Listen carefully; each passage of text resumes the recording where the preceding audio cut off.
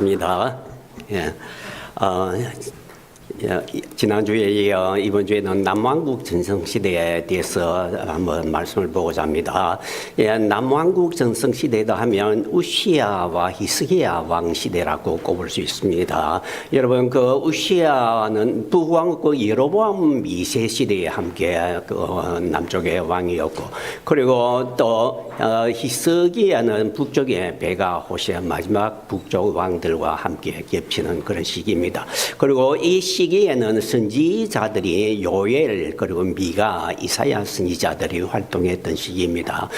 여러분, 우리가 왜 역사를 비우는지, 그 역사를 비우는 이유는 이 역사가 쓰여진 그 열왕기서와 역대기서를 우리가 잘 이해하기 위해서 비울 뿐만 아니라, 그리고 요엘, 미가, 이사야 이 선지자들의 이 메시지가 이 바로 역사 속에서 주어진 메시지입니다. 그렇기 때문에 역사를 모르고 이게 그 선지서들도 이해할 수 없는 것입니다. 그래서 오늘 여러분이 이 히스기야 시대의 이 역사를 배우고 나면 이 새 선지자들의 그 메시지를 여러분 읽을 때 이렇구나라는 것을 더 쉽게 이해할 수 있을 것이다라고 생각되어집니다.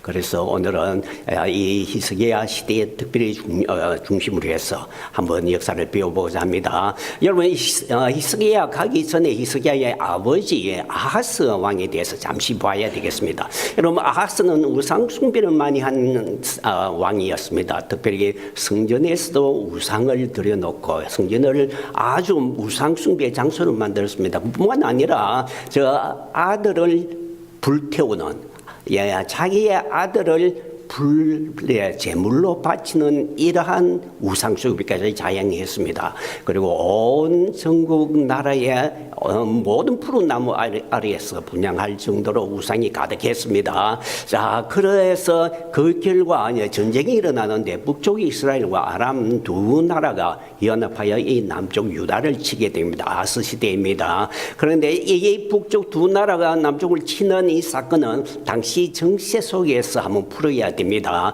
여러분, 당시에는 아수르의 드글라필레시 3세가 서방을 진출하고 있을 때였습니다. 그런데 특별히 이때는 북왕국이 므나헴과 베가라는 두 왕이 서로 나라를 나누고 두 왕이 동시에 존재했던 시대입니다. 그때 아수르가 침입하는데 아수르 디글라필레세가 서방을 침입할 때에 침입하여서 이 디글라필레셀의 비문에 의하면 므나헴으로부터 공물을 받았다라고 이야기합니다. 여러분, 그 아수르가 침입하고 그리고 사마리아에 있는 베가가 공물을 가지고 다메섹에 가서 디글라필레세 3세에게 공을 바치는 그런 내용들이 아수르의 실록에 기록되어 있습니다. 자, 성경에도 이 사건을 증명하고 있습니다. 여러분, 열왕기하 15장 19절에 보면 아수르 왕 불이 와서라고 했는데 이 불은 드글라필레세 3세입니다. 그 땅을 치려면 므나헴이 많은 뇌물을 가지고 또 저로 자기를 도와주게 함으로 나라를 자기 손에 굳게 세우고자 그래서 아수르에게 공물을 바쳤다라는 것입니다. 자, 이 므나헴이 자기를 도와 나라를 굳게 세우자 하는 이 이유는 무엇이냐? 지금 베가라는 왕과 서로 경쟁을 하고 있습니다. 그래서 이 베가를 물리치고 자신에게 힘이 되어서 이 나라가 통일될 수 있도록 힘을 달라. 그래서 디글라필레세 3세에게 이와 같이 바쳤다라고 생각되십니다. 자, 그런데 반대편인 베가는 그러면 어떻게 하겠습니까? 자, 아수르의 반대 세력인 아람 왕 르신과 연합을 하게 됩니다. 자, 그리고 이 북왕국이 베가가 므나헴의 아들 부가히야를 쳐서 죽이고 통일을 합니다. 그리고 수도를 사마리아로 옮깁니다. 자, 그리고 이 베가는 아람 왕 르신과 함께 아수르와 연합을 하고 난 뒤에 유다에게 같이 연합을 하자. 아수르를 대항한 연합을 하자라고 요청을 했는데 그것을 거절했습니다. 그래서 북쪽의 두 나라는 이 연합을 반아수르 그 연합 전선에 합시하지 않는 유다를 치기 위하여, 즉 아스 왕을 치기 위하여 침입합니다. 유다를 침입합니다. 이것이 베가 러신 연합군의 제1차 유다 침입입니다. 유다를 침입 목적은 이와 같은 이야기입니다.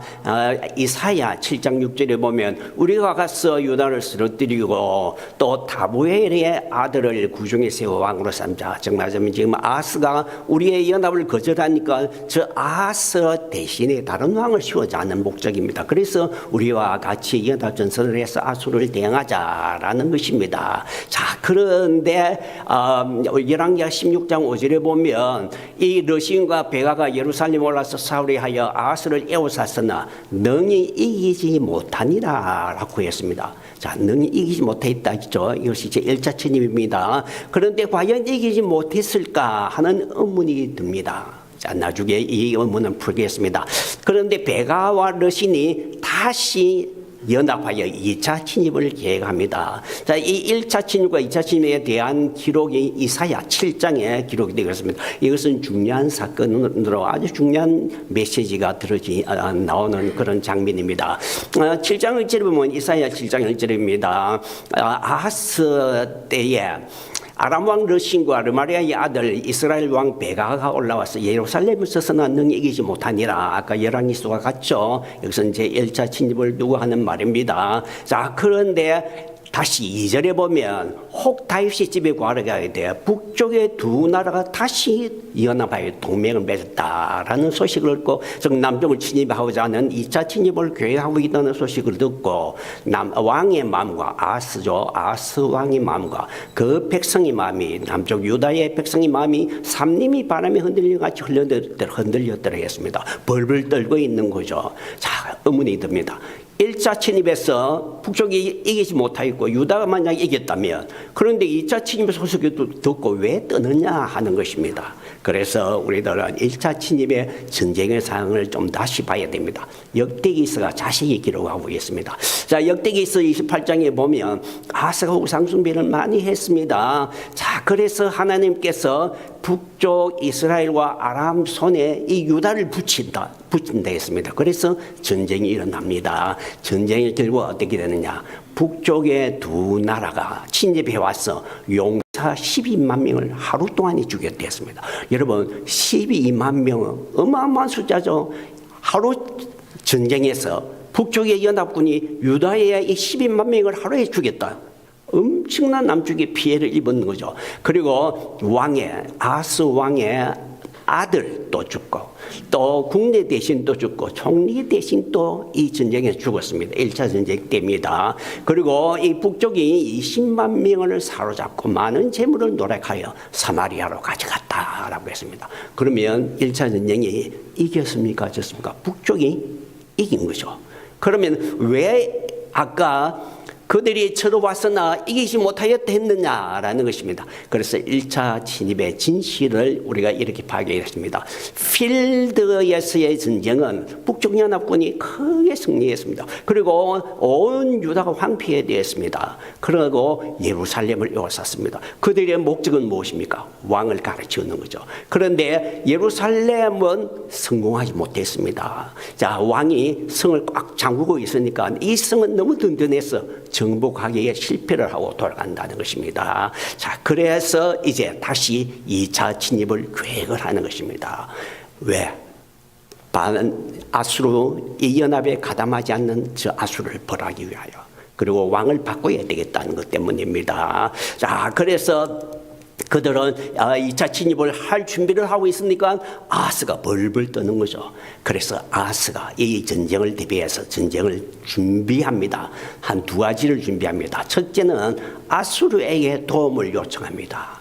자, 아수르 왕이요, 저 북쪽 두 나라가 우리를 침략합니다. 우리를 도와주십시오. 왜? 당신 반대하지 않는 연합에 가담하지 않기 때문에 나를 치하하니까 당신이 우리를 도와주십시오. 아수르 왕이 그래, 내가 도와주겠다라고 회답을 줍니다. 이 회답을 주어서 신이 나는 그런 장면은 이사야 28장에 여러분이 읽어보시면 얼마나 이 소식을 듣고 신이 나 있는지 그런 것이 표가 나가 있습니다. 자, 두 번째, 예루살렘 성을 재건하고 기온샘을 방어하는 작업을 합니다. 여러분, 이 기온샘 이것이 아주 중요한데, 전쟁에서 중요한데, 예루살렘 성을 보호하기 위하여. 자, 그런데 하나님께서 이 전쟁 때에 이사야에게 가서 앗을 만나라 합니다. 여러분, 이사야 7장 3절에 보면 여호와께서 이사야에게 이르되 너와 너 아들은 윗못 수도급 제사 세탁자의 밭 큰 길에 가서 앗을 만나라 합니다. 자, 여러분, 이 예루살렘을 봅시다. 예루살렘의 다윗성입니다. 이 다윗성 성 밖에 저 아래에 기드론 골짜기 그 밑에 기온이라는 샘이 있습니다. 자, 윗목 기온 샘입니다. 그런데 여기에서부터 물이 흘러서 아랫목 저 실로아로 흘러가는데 그 흐르는 입구에 세탁자들의 밭이 있습니다. 즉 말하자면 물이 흐르니까 아낙네들이 가서 거기서 물에서 빨래를 하고 그렇게 하는 거죠. 자, 여기에서 있는 앗을 가서 만나라 하는 것입니다. 왜? 아하스가 여기서 작업을 하고 있는 것입니다. 전쟁을 대비하여서 이 물을 보존하기 위해서입니다. 자, 여러분, 기온샘은 문제가 있는데, 왜냐하면 성 밖에 있다는 것입니다. 그럼 전쟁이 나서 적군이 와서 이 샘을 장악해버리면 성 안에 있는 사람은 물을 건져서 기를 수 없기 때문에 어떻게 해야 됩니까? 밀출 못하는 거죠. 그래서 그것을 작업을 합니다. 어떤 작업을 하느냐? 여러분, 성벽이 있죠. 성벽 안에서 굴을 파서 내려가서 물을 이렇게 끌어옵니다. 그리고 요 밖에의 입구는 닫아버립니다. 그래서 이 작업을 하기 위해서 여기에 윗못 수도 끝 여기에서 작업을 하는 앗을 만나라 하는 것입니다. 그런데 하나님께서 만나서 뭘 말하는가 하면 이 성을 보호해 주실 것을 연하게 합니다. 7장 4절에 보면 너희는 조용히 하라. 르신과 르마리아의 아들이 심히 노할지라도 그들은 연기나는 두 그루터기 부적갱이에 불과하다. 여러분, 부적갱이에 연기가 나고 있으면 얼마나 쉽게 부러집니까? 그렇게 너무 쉽게 부러지는 것이니까 낙심하지 말라. 내가 보호해 주겠다는 것입니다. 자, 그래서 이 보호를 믿게 하기 위하여 아하스에게 징조를 구하라 합니다. 너는 너 하나님 여호와께 한 징조를 구하되 깊은 데서 높은 데서 무엇인지 구하라. 즉 말하면 태양이 어떻게 가라든 없어지라든지 저 밑에 없어 물이 펑펑 쏟아지라든지 이런 징조 얼마든지 구하면 하나님께서 내가 너에게 보여주겠다는 것입니다. 자, 징조를 주고자 하는 이유는 무엇입니까? 믿으라는 것입니다. 이것을 보고 믿으라는 것입니다. 자, 그런데 아하스의 반응은 무엇이냐? 나는 징조를 구하지 않겠다 했습니다. 왜냐하면 하나님을 시험하지 말라 하지 않았느냐는 것입니다. 하나님께서는 여기에 대해서 굉장히 노하십니다. 그리고 너가 이와 같이 거절하는 것은 나의 하나님을 괴롭게 하는 것이냐? 왜 나를 믿지 않고 거절하느냐는 것입니다. 거절하는 속심이 무엇입니까? 아하스는 이제 하나님의 약속이 필요 없다는 것입니다. 왜냐하면 아수르에게 도움을 요청했는데 아수르가 도와주겠다는 약속이 왔습니다. 회답이 왔습니다. 그러므로 이제는 하나님 필요 없다는 것입니다. 그리고 이제는 성도 방비를 잘하고 있습니다. 이 샘물도 잘 방비를 하고 있습니다. 이제 끄떡 없다는 것입니다. 그래서 하나님께서 너가 징조를 구하지 않으므로 내가 친히 징조를 너에게 주겠다 했습니다. 자, 우리 7장 14절은 같이 한번 읽어봅시다. 시작. 그러므로 주께서 친히 징조를 너에게 주실 것이라. 보라, 처녀가 잉태하여 아들을 낳을 것이요 그 이름을 임마누엘이라 하리라 라고 했습니다. 여러분, 징조는 믿게 하기 위해서입니다. 자, 북쪽이 침입해 오는데 내가 보호해 주겠다 하니까 그러기 믿으라기 위해 징조를 구하라 했는데 구하지 않았습니다. 이것은 하나님은 필요 없다는 것입니다. 하나님에 대한 불신앙 아닙니다. 그러니까 하나님께서 그러면 내가 징조를 주겠다. 진짜 모든 사람이 믿을 수 있는 징조를 주는 것입니다. 그것은 가장 세상이 믿을 수 있는 큰 징조, 처녀가 아이를 낳는 것입니다. 그리고 그 이름은 임마누엘이 되겠습니다. 여러분, 이건 유명한 구절이죠. 자, 임마누엘 예언이 여기에서 이러한 전쟁 상황에서 하나님의 약속, 이것을 믿게 하기 위하여 준 것이다 라고 이야기할 수 있겠습니다. 자, 여러분, 아하스는 믿지 않았죠.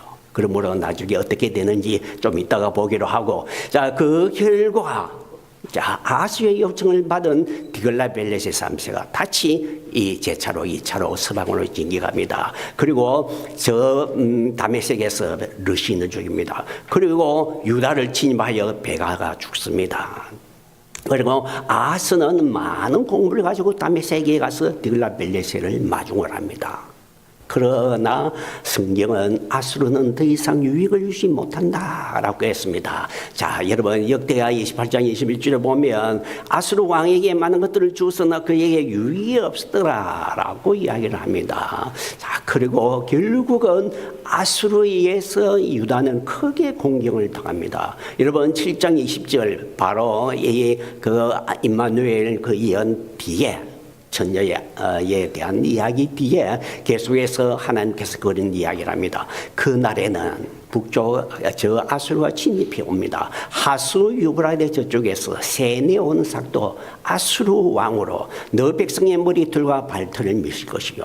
즉 말하자면 저 유브라데 건너에 아수르 왕이 와서 너의 머리와 발털, 즉 말하자면 유다 전체, 이 나라 전체를 밀어버리겠다는 것입니다. 황폐화시키겠다는 것입니다. 자, 여러분 이것은 나중에 이제 히스기야 시대에 아수르 사네립의 진입으로 이루어질 것입니다. 자, 그리고 북왕국은 멸망합니다. 디글라벨레셋가 자 다메섹을 점령하고 이스라엘로 들어오는데 호시아라고 하는 장군이 베가 왕을 죽이고 아수에게 나갑니다. 자, 아수르는 이 호시아를 왕으로 앉힙니다. 이 호시아는 이스라엘의 마지막 왕이 됩니다.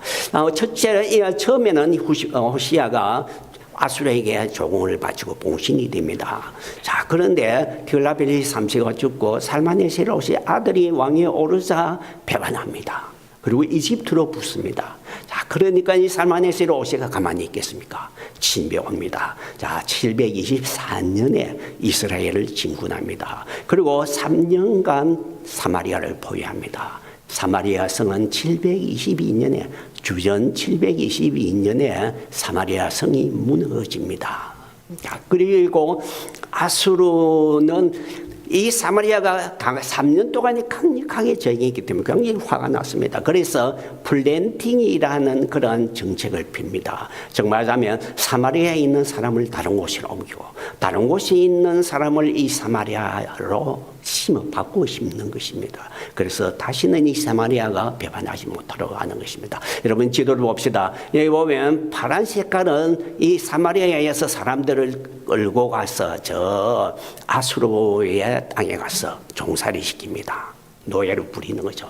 그리고 반대로 다른 이방인들을 데려다가 이 사마리아에 심습니다. 그래서 이 사마리아는 이방 사람이 됩니다. 여러분 우리가 신약에서 예수님이 사마리아로 지나는 이야기가 여러 번 있죠. 그리고 유대인들은 사마리아 사람들을 굉장히 싫어합니다. 지나가지 않으려고 하는 거죠. 그래서 사마리아인들의 유래가 여기서 생겼습니다.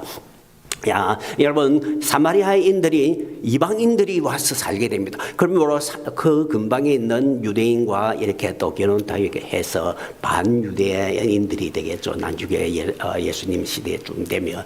그런데 이 사마리아 사람들이 여호와를 섬기기 시작하는 때가 있습니다. 아수르 왕 에살핫돈 시대입니다. 몇십 명이 지났습니다. 자, 어떤 사건이 벌어지는가 하면 이 유다의 하나님의 사자가 이 사마리아의 사람 몇 사람을 죽였습니다. 이 사마리아 사람들이 재난을 당하는 이것을 살마네셀 3세 아수르 왕에게 보고를 합니다. 우리가 왜 이렇게 재난을 당합니까? 그러니까 살마네셀 에살핫돈 왕이 왜 그런지 알아보라 했습니다. 그러니까 신하가 이렇게 고합니다. 자, 원래 저 땅은 섬은 하나님을 여호와라는 하나님을 섬기던 사람인데 다른 이방인들이 거기에 가서 그 원래의 그 신과 그 법을 알지 못함으로 그 원래의 신이 쳐서 이와 같은 재난이 벌어졌습니다. 그러므로 처방을 냅니다. 그래서 이 원래의 거기에 있던 제사장 한 사람을 데리고 와서 그 신의 법을 가르치게 하십시오라고 합니다. 그래서 아수르 왕이 사로잡아갔던 제사장 중 한 사람을 거기에 보내서 여호와를 섬기도록 경외하도록 가르치도록 합니다. 그래서 이때부터 이방인들인 사마리아 사람들도 여호와 하나님을 믿는 종교가 이스라엘 종교, 유대 종교로 바꿔는 전환하게 됩니다. 그리고 이스라엘이 멸망한 이유를 이 성경은 이야기합니다. 첫째는 우상 숭배 때문에 멸망하였다. 그 다음에 두 번째는 하나님의 율법을 따르지 아니했다. 또 세 번째는 여로보암의 온갖 악을 그대로 따라 행하였다. 이런 것 때문에 이 나라가 이와 같이 멸망당하였다. 그러므로 그들이 돌아오기 위하여, 포로에 갔던 그들이 돌아오기 위하여 회개하라라고 외치는 것이 열왕기의 메시지입니다. 자, 그리고 이제 히스기야 시대 유대왕 아스가 죽고 히스기야 아들 히스기야 왕이 올라갑니다. 자, 히스기야가 처음에 종교개혁을 합니다. 여러분, 아스가 성전에 엄청나게 우상 숭배를 했대죠. 그래서 성전을 정화합니다. 그리고 전국의 우상도 제거하고 또 대대적으로 유월절도 드립니다. 자, 그리고 문제는 아버지가 섬겼던 아수르를 배반합니다. 자, 왜 아수르를 배반하는가? 그것은 당시 국제정세가 요동치고 있었기 때문입니다. 여러분, 국제정세가 어떻게 요동치는가 한번 봅시다. 여러분, 메소포타미아의 바벨론이 아수르를 반역하고 독립을 선포합니다. 무로다발라단이라는 사람입니다. 그리고 이집트 25왕조가 일어나는데 이디오피아 계통, 즉 말하자면 구스, 성경에 있는 구스로 나오죠. 구스의 이 사람들이 와서 이집트를 장하고 왕이 오릅니다. 그래서 25왕조인데 아주 강력한 왕이었습니다. 그래서 그 근방에 이 주변의 나라들에게 부축입니다. 자, 더 이상 아수르를 따르지 말고 나에게 따라라. 그러면 내가 군사를 도와주겠다라고 약속을 합니다. 그래서 아수르 왕 사네립이 진을 바라는데요. 여러분, 그 아수르 왕 사네립이 이러한 이집트와 온 그 근방의 사람들이 다 이집트를 붙기 때문에 아수르를 배반하고 이집트를 붙었기 때문에 징계를 하겠죠. 특별히 징계의 더 큰 목적은 히스기야가 되겠죠. 자, 그래서 아수르 왕 사네립이 주전 701년에 자, 701년입니다. 여러분, 앞으로 계속해서 반복되는 701년 잘 기억하시기 바랍니다. 701년에 진입합니다. 그리고 지중해 연안 대부분 도시를 함락합니다. 그리고 이 이스라엘 유다 땅에 와서 46개의 요새화된 도시도 점령했다라고 이야기합니다. 자, 그리고 성경의 기록도 이것을 기록하는데 열왕기서, 역대기서, 이사야서 세 곳에 구체적으로 이 진입에 대하여 이야기합니다. 물론 요엘과 아모스도 미가도 이와 진입과 관련된 예언들이 주어집니다. 자, 열왕기 18장 13절 봅시다. 히스기야 왕 제14년에 아수르 왕 사네립이 올라와서 유다 모든 경과 성을 쳐서 점령하되. 자, 여기 보면 히스기야 왕 제14년입니다. 14년. 자, 아수르의 실록에 의하면 이것은 주전 701년이 되었죠. 자, 701년이고 히스기야 왕 14년입니다. 사네립이 쳐서 유다의 모든 견고한 성읍을 쳐서 점령하였다라고 했습니다. 자, 점령하고 이 사네립이 어디에 진을 치는가 하면 라기스라고 하는 성에 진을 칩니다. 자, 왜 라기스인가? 이 라기스는 이집트가 만약에 오면 가장 오는 첫 길목이 되는 도시, 요새화 도시입니다. 그래서 사네립의 군대가 거기 점령하고 진을 치고 있는 것은 이집트 군대의 진출을 막기 위해서입니다. 자, 그러면 여러분 한번 봅시다. 여기 보면 사네립의 군대가 이쪽으로 해서 라기스를 정복합니다. 이 라기스를 정복하고 여기에 사네립이 주둔을 하고 있습니다. 그러니까 예루살렘입니다. 자, 예루살렘에서 히스기야가 사신을 보내서 항복을 선언합니다. 자, 라기스가 왜 중요한지 한번 봅시다. 여러분,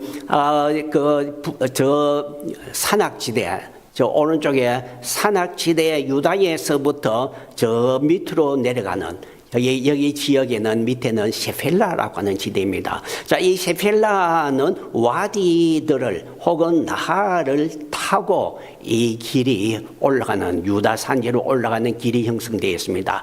그런데 제일 밑에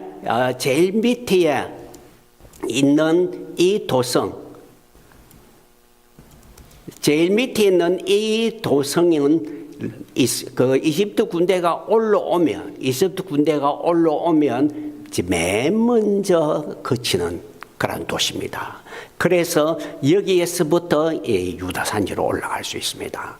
두 번째는 올라가면 아세아라는 도시가 있는데 여기서 올라가면 베들레헴에 도달하게 됩니다. 세 번째는 또 베세메스라는 곳이 있는데 여기서 올라가면 예루살렘으로 올라가게 됩니다. 여하튼 가장 먼저 도달할 수 있는 라기스, 여기를 사네립이 점령을 했다는 것입니다. 여러분, 텔 라기스입니다. 고대의 라기스 도시. 이집트 군대가 오면 저 위에서부터 이렇게 이 라기스를 끼고 올라가게 됩니다. 그러므로 이 라기스가 길목 역할을 합니다. 이 라기스 성 이중으로 되고 있습니다. 아주 든든하게 세워진 성입니다. 이 성에 올라가는 그런 길이고요. 옛날 그 성 모습 지금 발굴되고 있는 모습입니다. 제가 갔던 그런 보이고요. 자, 그런데 히스기야가 항복을 합니다. 여러분, 열왕기하 18장 14절을 보면 히스기야가 라기스 사람을 보내 아수르 왕에게 내가 범죄하였나이다. 내가 잘못했다는 것입니다. 왜? 당신을 배반하고 이집트를 붙든 거 잘못했습니다. 자, 당신이 내게 지우는 것을 내가 다 담당하겠습니다. 라고 항복을 선언합니다. 그러니까 아수르 왕이 은 30달란트, 금 300달란트, 금 30달란트를 정하여 히스기야에게 내라 합니다. 그래서 히스기야가 이것들을 주기 위하여 성전과 왕궁 곳간에 있는 은을 다 주었다라고 이야기합니다. 그런데 이것도 모자라서 어디까지 하는가 하면 열왕기하 18장 16절에 요당 히스기야가 여호와의 성전 문의 금과 자기가 입힌 성전 기둥에 입힌 금을 벗겨 아수르 왕에게 줬다 했습니다. 자, 여러분, 하나님이 기뻐하시겠습니까? 기뻐하지 않겠습니까? 항복을 하는 것 자체가 하나님에게 의지하고 하나님에게 부르짖지 않고 항복했다는, 그것도 하나님이 싫어하는 거겠죠. 그런데 성전에 있는 모든 것까지 다 긁어주면서 항복을 하는 것입니다. 그래서 사네립은 히스기야로부터 공물을 받고 예루살렘은 점령하지 않고 돌아가게 됩니다. 자, 사네립이 돌아가서 이 전쟁에 대한 두 가지 큰 증거를 남깁니다. 첫째는 자기의 궁전 벽화에 라기스 정복에 대한 두 개의 벽화 그림을 그려놓습니다. 이 두 개의 대형 벽화 그림인데, 첫 번째는 이 라기스 성을 정복하는 장면이고, 두 번째는 정복한 후에 공물을 받는 장면입니다. 자, 여러분, 벽화를 한번 봅시다. 이 벽화를 보면 위에 라기스 이스라엘 사람들이 성을 지키고 있습니다. 이중성벽으로 되고 있죠. 자, 이 아수르 사네립의 군대가 올라갑니다. 자, 여러분, 디테일한 것을 봅시다. 자, 이 사네립의 군대가 사네립이 맨 앞에 서서 쳐들어 올라가는 그런 모습이고, 그리고 유대인들이 저 위에서 화살을 쏘고 그렇게 방어를 하는 작업입니다. 자, 이것이 첫 번째 그림이고, 두 번째 그림은 점령을 다 했습니다. 그래서 사네립이 딱 위에 보좌에 앉았고, 유대인들이 이것은 아수르 군대입니다. 유대인들이 선물을 공물을 갖다 바치는 장면입니다. 자, 이 디테일하게 보면 사네립이 앉아 있고, 이 공물을 바쳐 유대인들이 공물을 바치는 장면, 이 그림을 그려놓았습니다. 자랑을 하는 거죠. 내가 이처럼 유대에 가서 이 라기스 성을 이렇게 정복하고 공물을 받았다, 항복을 받았다라고 자랑을 하는 거죠. 자, 자, 그리고 두 번째 증거는 그의 실록입니다. 테일러 프리즘이라는 곳이야. 주전 701년에 팔레스타인의 원정을 가서 그 원정 사실을 자세히 기록을 합니다. 여기 보면 유다의 왕 히스기야는 나에 굴복하지 않았다. 나는 48개의 요시한 옷이 보유했고, 그리고 20만 명이나 되는 포도를 잡았다. 그리고 히스기야를 새장의 새처럼 이 예루살렘에 감금시켜 가두어 놨다. 자, 그래서 히스기야는 내가 나의 권력을 너무 무서워했다. 그리고 그들은 금 30달란트, 30달란트 금과 여러 가지의 보물들을 종으로 바쳤다. 그리고 남자 가수들, 그리고 왕의 딸, 이런 궁녀들을 나에게 보냈다. 대사를 보내서 항복을 했다. 라고 이야기를 하고 있습니다. 여러분, 자랑하고 있죠. 자, 이것은 성령의 기록과 일치를 합니다. 성경에도 항복했죠. 그리고 사내립도 돌아가서 이와 같이 자랑을 하고 있죠. 자, 같이 일치하죠. 그런데 자, 이상한 데가 있습니다. 의문점들. 첫째로 이런 봅시다. 열왕기하 18장 13절에 16절에는 히스기야가 항복하고 많은 공부를 받았다라고 했습니다. 그런데 16절 바로 뒤에 17절 이하에는 아수르 왕이 장군 랍사게를 예루살렘 보내서 항복하라고 계속 요청합니다. 자, 여러분 한번 봅시다. 열왕기하 18장 16절에 보면 아수르 왕에게 모든 것을 줘서 항복했죠. 그런데 17절에 보면 아수르 왕이 랍사게 장군을 보내서 예루살렘으로 와서 히스기야 왕을 치게 하였습니다. 여러분, 항복했는데 왜 치게 합니까?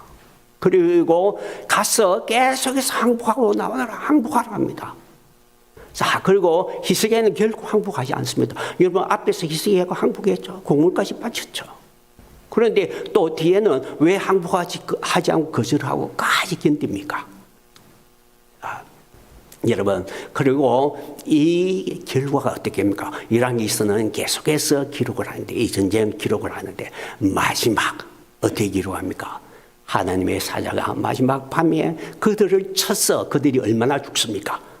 18만 5천 명이나 하룻밤 사이에 죽습니다. 그리고 이 사네립의 군대는 돌아가서 왕이 12만 5천 명을 하룻밤에 죽고 난 뒤에 왕이 돌아가서 죽임을 당합니다. 암살당합니다. 자, 사네립의 실록에는 승리하고 돌아갔다고 자랑했는데, 그런데 성경에는 그들이 쫄딱 맞아서 돌아갔습니다. 그러면 성경에 일치하지 않는 거죠. 그리고 의문점 세 번째. 자, 성경에 보면 예루살렘을 사내립이 3년간 에워쌌다 했습니다. 그런데 아수르의 기록, 나중에 3년간 에워쌌는 것은 또 나중에 이야기할 것입니다. 사내립의 실록에는 701년에 이 이스라엘 유다를 점령하고 난 뒤에 돌아갔어. 또 701년, 700년, 699년 계속해서 전쟁을 하는 이야기가 나옵니다. 그러면 3년간 유대에 있었다는 것이 아니되죠. 자, 그래서 성경과 아수르 기록 둘 중에 하나가 거짓말을 하는 것이냐 의문이 생깁니다. 그래서 양쪽 이 불이치리에 대해서 견해들은, 자유신학자들은 성경은 엉터리다. 사네립의 실록은 역사적이다. 성경은 가상된, 과장된 상상력이 있다. 성경이 엉터리다라고 주장하는 거죠. 자, 그러면 보수학자들은 어쩌느냐? 성경이 엉터리일 수는 없다. 하나님 말씀이 엉터리일 수가 있느냐? 그럼 사네립의 실록이 엉터리다라고 이야기를 하는 것입니다. 자, 그러면 어떻게 됩니까? 우리의 입장은 양쪽 다 맞다 해야 되는 것입니다. 그러면 어떻게 해결해야 하느냐? 사네립의 진입은 한 번이 아니고 두 번이 있었다라고 생각해야 된다는 것입니다. 자, 1차 진입은 사네립이 자기가 기록한 거고, 사네립이 자기가 승리하고 돌아간 것에 기록을 하고 있습니다. 성경은 1차 플러스, 즉 말하자면 1차에서는 항복했죠, 히스기야가. 또 가서 항복하라는 것은 2차 침입이다라는 것입니다. 그래서 1차 침입을 함께 합하여서 기록한 것이다 라고 해야 되는 것입니다. 자, 1차 침입은 주전 701년, 2차 침입은 한 10년 뒤에 있었을 것이다 라고 생각되십니다.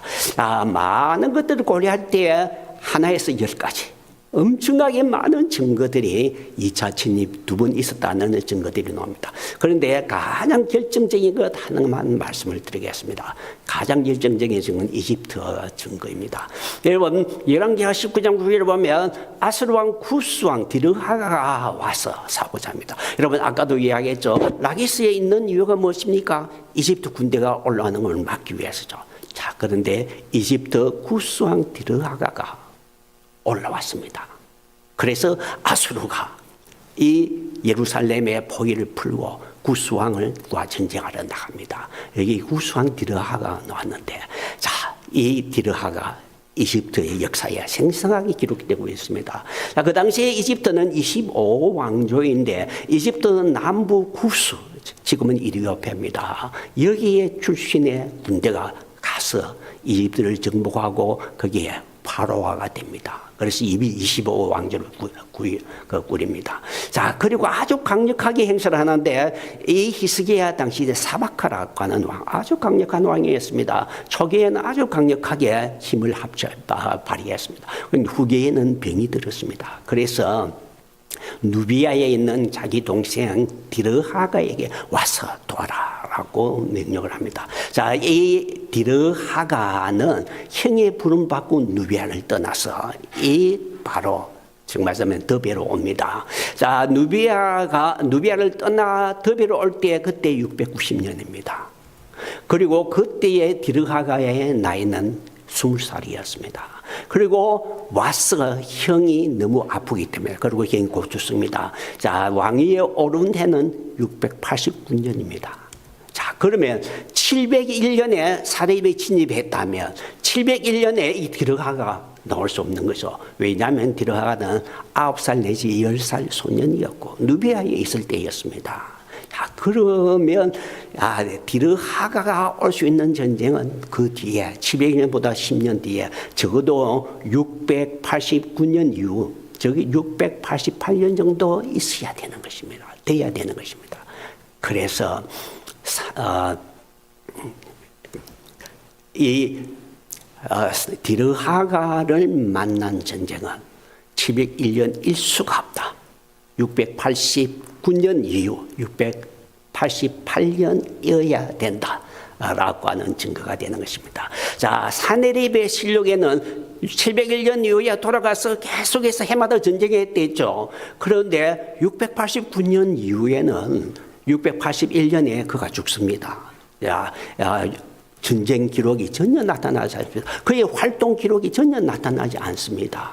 그래서 688년에 유다에 다시 두 번째 침입하러 가서 3년간 유다에 전쟁을 하고 쫄딱 망하여서 하룻밤에 18만 5천 명이 되는 사람이 죽고 돌아가서 몇 년 뒤에 부하들이, 자기 아들이 반란을 일으켜서 죽습니다. 그리고 반란 때문에 죽고 자기 아들 에사라돈이 왕이 오릅니다.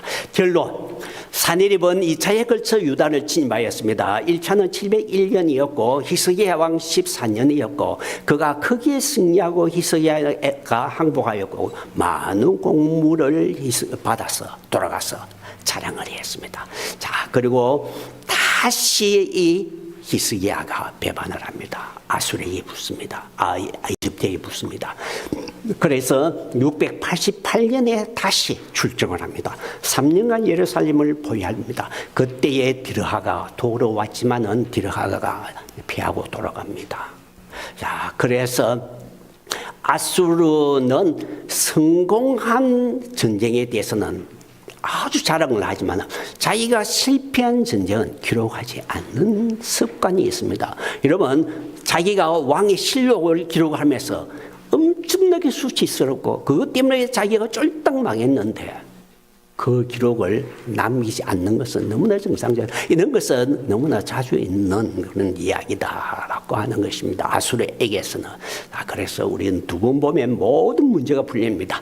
자, 그리고 히스기야가 병이 드는데 이 사내립의 이 두 번 침입을 이해하지 못하면 이 병든 사건도 이해하지 못합니다. 자, 병이 들었는데 병든 이야기 봅시다. 열왕기 기록입니다. 20장 1절에 그때 히스기야에게 병들어 죽게 되고 그리고 하나님이 이사야를 보내서 너가 죽고 살지 못하리라 라고 예언을 하게 됩니다. 자, 이사야도 그거 기록을 합니다. 그때 히스기야가 병다. 그때라는 것은 전쟁, 아수르가 침입했는 이 전쟁 와중에 병이 들었다는 것입니다. 자, 그리고 너가 죽고 살지 못하리라 했습니다. 그런데 여기 38장 바로 앞에 37장에 보면 아수르가 쫄딱 망해 돌아갔습니다. 그런데 쫄딱 망해 돌아가고 나중에 보여지면 히스기야가 얼마나 신앙생활, 그 하나님의 부르짖는 신앙심을 보여주는지.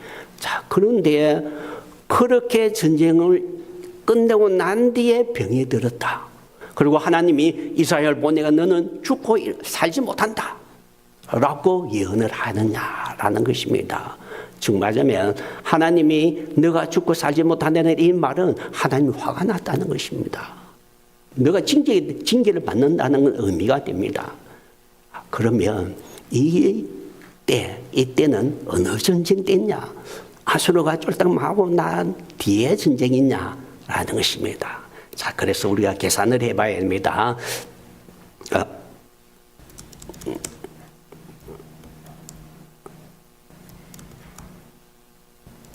죄송합니다. 이상에 들어가 버렸습니다.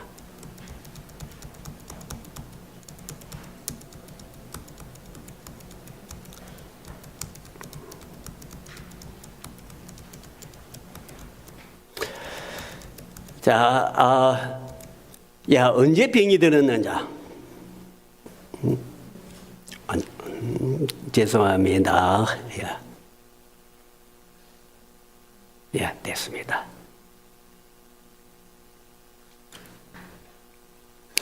자, 병이 든 연도를 계산해야 되겠습니다. 자, 히스기야는 주전 715년에서 686년 29년간 통치를 했습니다. 자, 우리가 잘 아는 사건이죠. 병이 들어서 낳고 난 뒤에 몇 년 더 삽니까? 하나님 몇 년 더 살겠다고 약속합니까? 15년을 더 살게 되는 거죠. 자, 15년 더 사는데 689년에서 29년간 통치를 하고 15년 전에 거슬러 올라가면 언제 병이 들었냐? 통치제 14년이 됩니다. 통치제 14년은 어떤 때입니까? 아수르가 1차 침입한 때입니다. 자, 그리고 689년에 죽습니다. 689년에 죽었는데 15년을 거슬러가면 몇 년에 병이 되느냐? 701년입니다. 여러분 701년 히스기야 시의 14년은 어떤 때입니까? 사내립이 진입할 때입니다. 이때는 1차 침입 때입니다. 자, 1차 침입 때 어떤 일이 있었느냐? 항복했죠. 그리고 하나님의 성전의 문에 있는 금까지도 다 벗겨서 바쳤습니다. 자, 하나님을 의지하지 않고 이 이방인에게 항복하고 성전의 모든 것까지 다 바쳤으니까 하나님이 이 불신 행동을 징계하는 거죠. 치신 것이죠. 자, 이 병에서 히스기야가 기도합니다. 학같이 부러지셨다라고 이야기합니다. 그래서 열왕기는 이 기록합니다. 자, 너가 가서 이야기해라. 이사야를 시킵니다. 너 기도를 들었고 너 눈물을 보았느라 내가 너를 낫게 하겠다라고 했습니다. 자, 그래서 너가 15년을 더 할 것이다 라고 했습니다. 자, 이사야의 기록도 봅시다. 내가 너 기도를 들었고 눈물을 보았느라 너 수완이 15년을 더 하고 했습니다. 자, 그런데 하나님께서는 징조를 줍니다. 표적을 줍니다. 자, 열왕기하 20장 9절 봅시다. 자, 내가 말한 것은 응하게 하기 위해서 한 징표를 주리니 너가 추수하라는 것입니다. 내 그림자가 10도로 뒤로 나아갈 것이냐 아니면 10도로 물러갈 것이냐 너가 택하라. 그러면 내가 보여주겠다. 이것을 징조로 주겠다는 것입니다. 그러니까 무엇을 택하였습니까? 10도로 물러가는 것을 택하였습니다. 그래서 하나님께서 해 그림자가 10도 물러가는 표적을 주었습니다. 여러분 징조는 무엇 때문에 줍니까? 무엇을 위한 징조입니까? 이것은 하나님 댁에서 약속을 믿게 하기 위해 주는 징조죠. 아까 아스에게도 징조를 구해야 했죠. 뭐 때문에? 내가 너를 보호해주겠다. 너 나를 보호해주겠다. 믿으라는 거죠. 믿게 하기 위해서입니다. 그런데 여기에 많은 사람들이 병을 낫게 하기 위한 징조다라고 이야기합니다. 그러면 여러분, 병을 낫는 것은 하나님 내 용서해 주십시오. 나 병 한 번만 살려주십시오. 얼마나 기도했습니까? 병이 낫겠다면 징조 필요 없이 뭐 믿는 게 너무 당연하게 너무 기뻐서 징조가 어디 필요 있습니까? 그럼 무엇 때문에 하나님이 이런 징조까지 주면서 무슨 약속을 주느냐 하는 것입니다. 그 약속이 어떤 약속인지 봅시다. 자, 이사야입니다. 너와 이 성을 아수르 손에서 건져내겠고 내가 또 이 성을 보호하리라. 이는 여호와를 말미암아 너를 위한 징조이니 여호와께서 하신 말씀을 그가 이루실 증거니라. 보라, 아스의 해스게가 10도 그림자가 10도 뒤로 물러가게 하리라. 자, 징조를 주는데 아스의 해시기가 10도 뒤로 물러가는 징조를 주는데 이것은 무엇을 위한 하나님의 말씀이 이루어진다는 증거로. 너가 안 믿으니까 제발 믿어라. 믿게 하기 위하여. 자, 그러면 하나님이 하신 이 말씀이 무엇이냐? 이 성을 아수르 왕의 손에서 건져내고 내가 이 성을 보아이라. 자, 이는 이것을 위한 내가 징조를 준다. 이 말씀은 반드시 이루어질 것이라는 것입니다. 자, 지금 1차 침입 뒤에입니다. 그리고 2차 침입이 예상되는 거죠. 그런데 아스가 1차 침입 때 믿지 못했습니다. 하나님을 의지하지 않고 아수르에게 항복했습니다. 그러므로 하나님께서 다시 내가 보여주겠다. 2차 침입할 때는 내가 너를 보호해주겠다. 이 성을 보호해주겠다. 믿어라. 너가 1차에 너무 믿지 못했기 때문에 내가 이 징조까지 주면서 믿게 하겠다라고 하는 것입니다. 자, 병든 이유는 하나님이 의지하지 않고 아수르를 항복했기 때문입니다. 그래서 그 병의 원인을 상기시키면서 성을 보호해줄 약속을 하면서 이것을 믿어라. 징조까지 주는 것입니다. 이것은 2차 진입을 예상한 약속입니다. 그런데 바벨론 사절단이 방문을 합니다. 그때에 20장 12절에 자, 바벨론 왕 무로닥 발라다니 히스기야가 병들었다 나았담을 듣고 옵니다. 사신들이 옵니다. 자, 메소포타미아 이 왕국을 잠깐 봅시다. 자, 고대 바벨론 즉 주전 1700년대입니다. 고대 바벨론 하무라비 시대에 온 세계를 근동지방을 점령했던 고대 바벨론입니다. 여러분 하무라비 너무 잘 알죠? 법전. 그 하무라비 법전 유명하죠. 자, 그 뒤에 아수르가 온 이 메소포타미아를 정복합니다. 그리고 히스기야 시대에 이 아수르가 전체를 정복하고 옛 바벨론은 저 구석에서 지금 아수르 밑에 있는 것입니다. 자, 그런데 아수르의 바벨론의 후예인 무로닥 발라단이 반란을 일으킵니다. 언제? 701년에 사네립이 전쟁을 나간 틈에 반란을 일으켜서 독립을 선언합니다. 자, 히스기야 그래서 이 발라단이 히스기야에게 사진을 보냅니다. 자, 히스기야가 이 사진을 맞아들여서 자기의 보물고 무기고 모든 것을 다 보여줬다 했습니다. 자, 이것을 보여준 것은 보물고 무기고를 보여주는 의미는 무엇입니까? 자, 우리 같이 아수르를 대항하자. 그래서 동맹을 맺자는 것입니다. 여러분, 앞에서 징조까지 주면서 하나님 보호해주겠다. 걱정하지 말라 했는데 다시 바벨론이라는 나라를 의지하고 있습니다. 그래서 하나님께서 화가 단단히 났죠. 바벨론 포로에 예언을 합니다. 이사야 봅시다. 보라, 날이 이르니 너 집에 있는 모든 소유와 너 조상들이 오늘까지 쌓아둔 모든 것이 바벨론으로 옮겨가도 남을 것이 없을 것이다. 너에게서 태어날 자손 중에 사로잡혀 왕의 황관이 되리라 했습니다. 자, 바벨론을 영접하여서 서로 의지하고 동맹을 맺습니다. 하나님 의지하지 않고 바벨론에 가겠습니다. 그러니까 하나님은 그 바벨론이 너희 모든 것을 빼앗아갈 것이다. 너가 보여주는 것 다 빼앗아갈 것이다. 너의 왕족도 잡아갈 것이다. 자, 이게 언제 이루어졌습니까?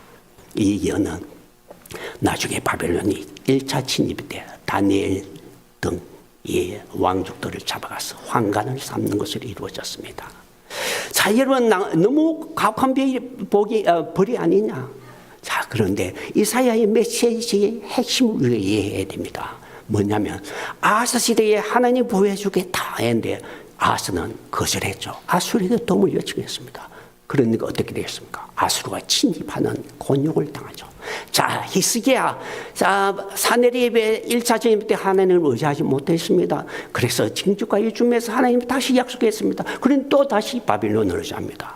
그러니까 또 바빌론 침입을 약속하는 거죠. 자, 히스기야가 회개합니다.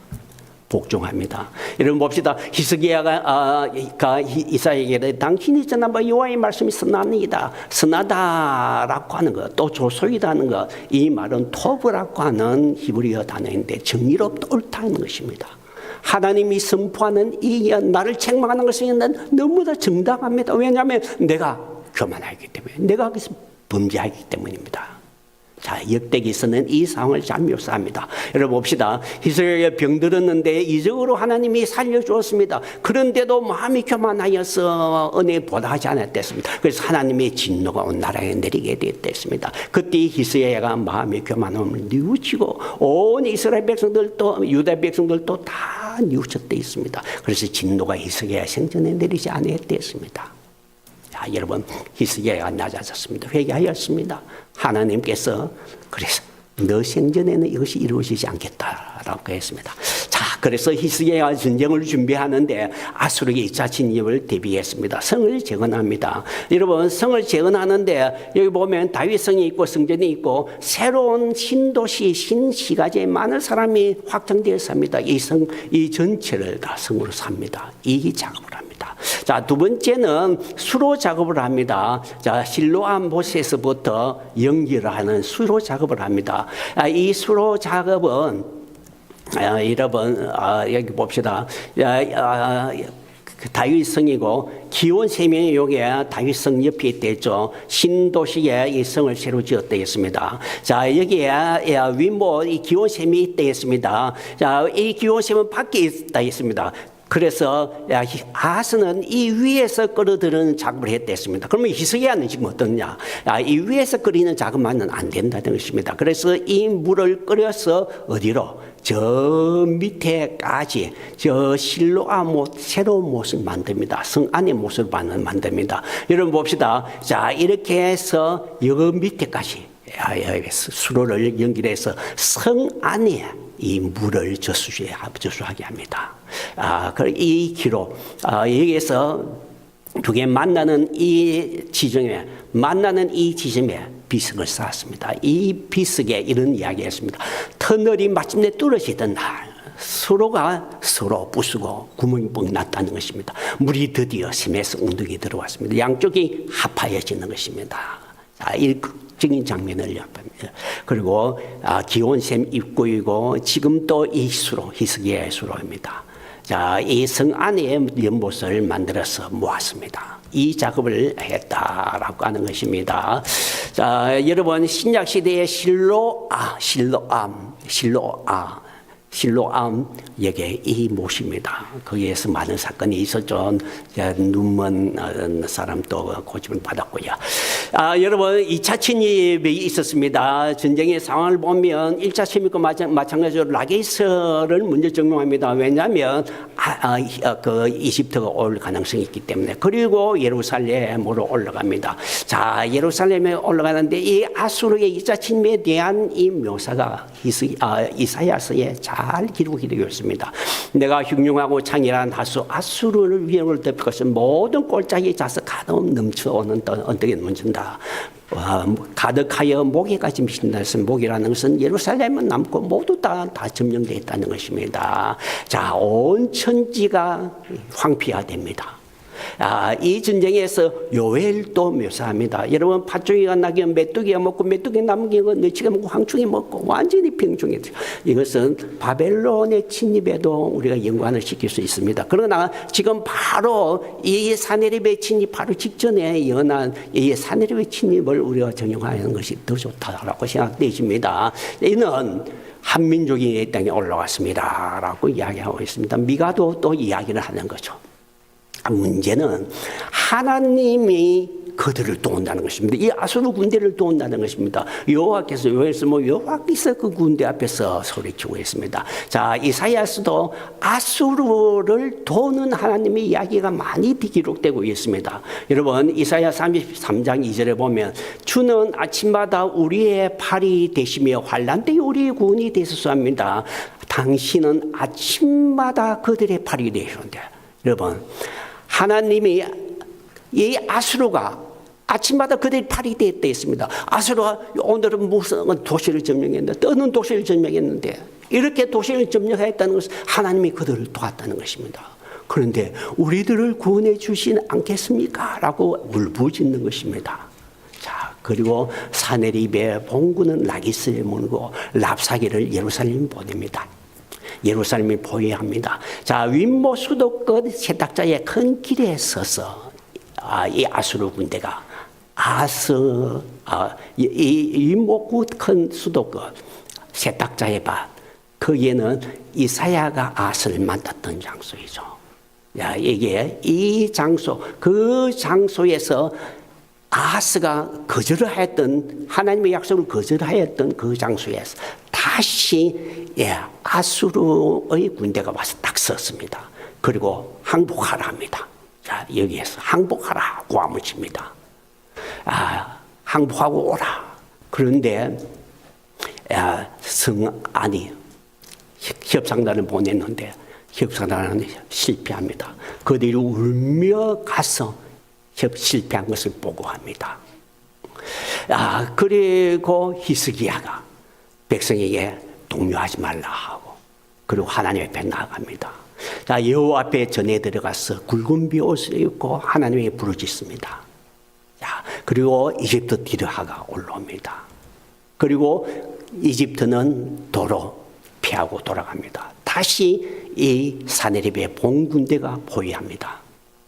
이 사네립이 편지를 보냅니다. 히스기야가 이 편지를 가지고 하나님의 성전에 올라가서 여호와 앞에 내놓고 한탄하는 편지합니다. 기도합니다. 그때에 하나님이 이사야를 보내서 대답합니다. 자, 내가 징조를 주겠다. 금년에는 스스로 자라나는 것. 금년에 포위가 되었으니까 사람들이 밤에 살짝 가서 스스로 자라나는 것들을 수확해 와서 먹습니다. 내년에도 같이 살짝 나가서 그냥 곡식들을 주워 와서 먹습니다. 그러나 제3년에는 심고 열매를 먹을 것이다. 3년 뒤는 쟤는 이제 해방될 것이라는 것입니다. 이 성을 보호하고 구원하리라 했습니다. 자, 그래서 3년간 봉이 포위될 것입니다. 자, 사네립의 군대가 멸망을 합니다. 19장, 열왕기하 19장 35절에 여호와의 사자가 밤에 나가서 18만 5천 명을 죽이고 아침에 일어나니 시체뿐이다 했습니다. 자, 어떻게 아수르 군대가 죽었을까? 자, 한 천사를 보내서라고 이야기하는데, 여러분, 이사야의 많은 구절에서 이것을 기록하고 있습니다. 여러분, 이사야서 1장에서 39장까지는 이 이야기들이 중점적으로 이야기되고 있습니다. 여러분, 여호와의 사자가 나가서 18만 4천명을 죽이는데 어떻게 죽었을까요? 불과 재가 많이 등장합니다. 자, 여호와의 불은 시온에 있고 여호와의 불문은 예루살렘에 있느라. 우레와 지진, 회오리 바람, 폭풍, 맹렬한 불꽃으로 그들을 징벌할 것이다 했습니다.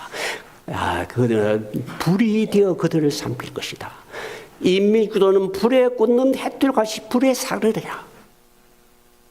불에 타서 죽는 모습이 많이 나옵니다. 여러분, 하룻밤 사이에 18만 5천 명이 어떻게 한꺼번에 죽겠습니까? 하늘에서 하나님께서 재앙을 내려 죽이는 것입니다. 그때에 밖에서 성이 대단하겠죠. 그러면 성 안에 사람은 어떻느냐? 성 안에 사람들 모르고 있었겠느냐? 성 안에 있는 사람들 두 종류로 나뉩니다. 한 종류는 벌벌 떠는 죄인들이 있습니다. 경건치 않는 자는 떨며 그렇게 말합니다. 시온의 죄인들이 두려워하며 경건치 않는 자들에게 누가 삼키는 불과 함께 저 밖에서 불이 막 번개가 나오고 아우성이 치고 죽고 야단입니다. 성 안에 있는 사람들이 그걸 듣고 아우성 소리 다 듣는 거죠. 누가 불과 함께 가겠냐? 누가 타는 과 함께 가리요? 성 안에 있는 죄인들은 벌벌 떨며 숨고 야단입니다. 진동시키는 소리와 함께 민족들이 도망갑니다. 그리고 그 다음날 아침에 성 안에 있는 사람들이 밖에 나가니까 온통 도망가던 사람들이 죽어 있습니다. 노량물들을 가서 모읍니다. 마치 메뚜기 떼처럼 성 안에 있는 사람이 나가서 이 사람 물건들을 놓여가고 저 사람 시체에 뒤적이면서 물건들을 놓아가는 그런 모습들이 이사야서에 기록되고 있습니다. 자, 여러분, 다음 날의 상황. 너 눈은 왕이 아름다운 가운데서 보면 광활한 땅으로 눈을 보래요. 자, 히스기야 왕이 드디어 왕복을 입고 등장합니다. 그리고 저 들을 봅니다. 광활한 들, 오래간만에 보는 들입니다. 전쟁이 같이 일어납니다. 전란의 상황을 해상하면서 사람들이 가십거리로 삼고 있는 그런 모습입니다. 여러분, 노트를 확인해 보시기 바랍니다. 자, 사내립은 쫄딱 망하고 돌아가서 배반하여서 반란이 일어나서 죽고 아들이 대신 왕이 됩니다. 자, 그리고 그래서 37장은 사내립이 망한 것. 이거는 2차 진입니다. 그리고 38장에 39절은 히스기야가 병들고 바벨론 사신들 포로들이 잡혀갈 것이 예언되고 30이 있습니다. 자, 여러분, 40장부터는 포로에 대한 예언인데 왜 그 병이 드는 것이 사내립에 망한 거 앞에 있어야 되는데 왜 뒤에 있느냐? 그것은 이 40장을 이야기해 주기 위해서입니다. 40장부터는 바벨론 포로에 대한 이야기입니다. 이 바벨론 포로를 이야기해 주기 위해요. 이 38장과 39장 병든 것이 뒤에 와 있다는 것을 이해해야 되겠습니다. 자, 결론을 봅시다. 이 시대의 유다 선지자를 봅시다. 요엘, 미가 선지자, 이사야가 있습니다. 그때 부패한 사회상을 잘 방영을 하고 있습니다. 종교계도 부패했습니다. 자, 그리고 선지자의 큰 메시지는 아수르의 진입 사건입니다. 죄악들에 대한 징계로 아수르가 진입합니다. 그렇지만 하나님이 보호해 주십니다. 그러므로 회개하자라는 것입니다. 자, 미가의 경우에 봅시다. 성전에서 예레미야를 죽이려고 예레미야에 있는 것입니다. 자, 예레미야를 사람들이 성전에서 죽이려고 제사장과 이 고관들이 그 예레미야를 잡습니다. 그때에 고관들이 가서 그들에게 설득합니다. 유다 왕 히스기야 시대에 미가가 이 모든 백성에게 예언하여고 하되 이 시온 예루살렘이 돌무더기가 되고 이 성이 산당 같이 숲가 되리라. 이것은 아수르 진입이 올 것을 이야기했습니다. 그때에 히스기야가 여호와를 두려워하고 간구하며 뜻을 돌이키지 아니했느냐 라고 이야기합니다. 그래서 하나님이 살려줬다라는 이야기를 합니다. 자, 그래서 선지서들은 그 시대에 대한 이야기를 합니다. 자, 그리고 이 세 선지자, 즉 말하자면 요엘, 미가, 이사야, 이 세 선지자는 이 사내립의 진입을 이야기를 하면서 거기만 머물지 않습니다. 아수르의 진입 사건을 두고 먼 미래를 내다봅니다. 먼 미래의 종말의 메시아입니다. 자, 보아라. 아수르의 진입을 이처럼 하나님이 막아줬는데 미래에도 이런 것이 있을 것이다. 그래서 미래의 종말의 초림과 재림을 합쳐서 두 개를 합쳐서 적군이 쳐올 때 하나님이 이와 같이 보호해 줄 것을 이야기를 계속해서 하는 종말에 대한 이야기까지도 주는 것이 이 세 선지자들의 이야기다라고 이야기하겠습니다. 자, 우리가 구약을 배우는 이유는 이 선지자의 메시지를 긍정하기 위해서입니다. 그래서 우리가 옛날에 보아라. 그들이 이와 같이 하나님 불신앙할 때 이처럼 아수르와 진입의 공격을 당하지 않느냐. 그러나 하나님께 부르시니까 하나님이 이와 같이 살려줬다. 마지막 때도 이처럼 엄청난 대전쟁이 있을 것이다. 그때에 우리가 어떻게 자세를 취해야 될 것이냐 하는 것을 이 역사를 통해서 배워야 할 것입니다. 여기까지.